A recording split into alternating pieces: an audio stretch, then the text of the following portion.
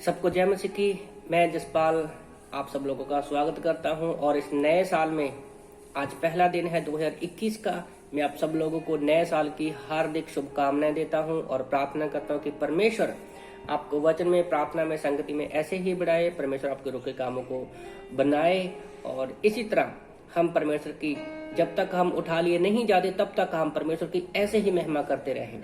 तो आइए, हम जब भी एक नई सुबह होती है तो हम क्या सोचते हैं?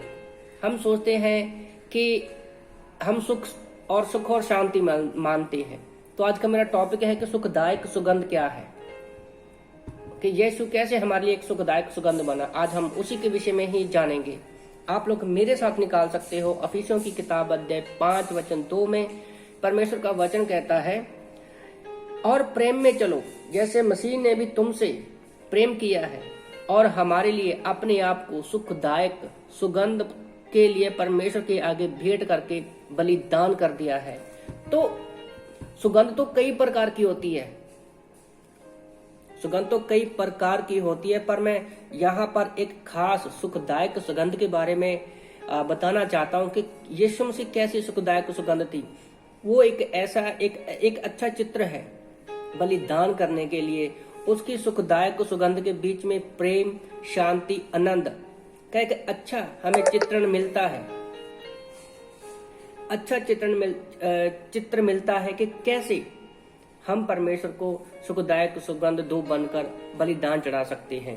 मैं सोच रहा था उत्पत्ति की किताब अध्याय 3 वचन 18 में आदम हवा के पाप करने से, क्योंकि उन्होंने अपनी इच्छा में क्या है फल को खाया और वो पाप में गिरे, और 3:18 में पूरी धरती जो है श्रापित हो गई और वहां पर जो सुखदायक सुगंध अदन की वाटिका में थी वो सारी चली गई।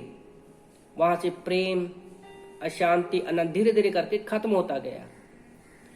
पर उसी के बाद हम देखते हैं जब यीशु मसीह इस धरती पर आए, मत्ती की किताब अध्याय 2 वचन 11 में हम देखते हैं तो ज्योतिषी उनके पास आए थे। तो वो भी उसके पास यीशु मसीह के जन्म के समय में उसके पास सोना, लुबान और गंधरस लेकर आए थे। तो क्योंकि वो यीशु मसीह बलिदान के लिए ही इस धरती पर आए थे, हमारे पापों के लिए, ताकि वो एक अच्छा सुखदायक सुगंध बन सके, परमेश्वर को चढ़ाए हमारे पापों के लिए। और आपको पता है जिस कपड़े में उसको लपेटा गया था वो कफन का कपड़ा था। तो इससे हमें पता चलता है कि यीशु मसीह पैदा ही बलिदान होने के लिए आए थे। तो पुराने नियम में जब आदम हवा ने पाप किया तो लैव व्यवस्था अध्याय 1 से 3 चैप्टर में हम देखते हैं कि कई तरह की पाप बलियां जो चढ़ाई जाती थी, जैसे होम बलि, अन्न बलि, मेल बलि, पाप बलि, दोष बलि। तो कई प्रकार की अलग अलग बलियां चढ़ाई जाती थी अलग अलग कामों के लिए। पर आज प्रभु यीशु के लहू के द्वारा क्या है, हमें ये सारी बलियां अलग अलग चढ़ाने की जरूरत नहीं है। हमें परमेश्वर ने यीशु के लहू के द्वारा पवित्र सुगंध बना दिया है और हमें आज कुछ भी करने की जरूरत नहीं है। रोमन की किताब अध्याय 12 1 से 2 में पौलुस लिखता है कि मैंने तुम्हें परमेश्वर की दया से स्मरण करा दिया है कि तुम अपने आपको आत्मिक सेवा के लिए प्रस्तुत करो, एक आत्मिक सुगंध जो है उसके तरह भेंट करो। आत्मिक सुगंध क्या है? जैसे शरीर को जीवते, पवित्र और परमेश्वर को भाता हुआ हमें चढ़ाना है।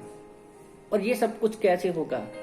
हमारे मन के नए हो जाने से और पवित्र आत्मा में चलने से और यीशु मसीह पर विश्वास करने से ही ये सब कुछ पॉसिबल है कि हम परमेश्वर को एक पवित्र बलिदान, एक सुगंधदायक धूप के समान क्या है, परमेश्वर को भेंट कर सकते हैं। और याद रखो, परमेश्वर ने आज हमें धरती पर भी रखा है कि हम लोगों के बीच में यीशु मसीह की तरह एक सुखदायक सुगंध की तरह लोगों के बीच में अपने आप को दिखाएं, ताकि प्रभु यीशु की महिमा हो, परमेश्वर की महिमा हो। तो क्यों ना इस नए साल में हम लोगों के बीच में परमेश्वर के अनुग्रह से